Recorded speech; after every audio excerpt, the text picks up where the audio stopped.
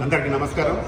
రేపు జరగబోయే 18వ తారీఖు జరగబోయే బీసీ బంద్కు బీసీ జనమంతా హైదరాబాద్ నుండి విలేజ్ వరకు ప్రతి బీసీ బంద్లో పాల్గొని విజయవంతం చేయాలి. ఎక్కడికక్కడ షాప్స్ కానీ రోడ్లు కానీ అన్ని క్లోజ్ చేసి బీసీలంతా ముందుకొచ్చి బంద్ను విజయవంతం చేస్తేనే బీసీలంతా ఐక్యంగా ఉన్నారని తెలిసింది. గతంలో తెలంగాణ కోసం ఎలాగా పోరాడి సాధించారో అలాగే బీసీలంతా ఐక్యమై బీసీ 42% ఖచ్చితంగా వచ్చే విధంగా మనమందరం పోరాటం చేసి సాధించాలి.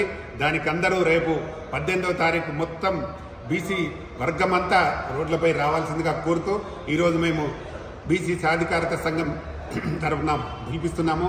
నేను, మా కొండదేవయ్య గారు, అలాగే మహేందర్ గారు, గుర్రాజు గారు, అలాగే మా అంజలి గారు అందరం కలిసి ఈరోజు ఈ ప్రెస్ మీట్ నిర్వహించడం జరిగింది.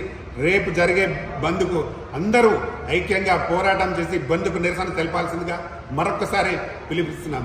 జై బీసీ, జై బీసీ.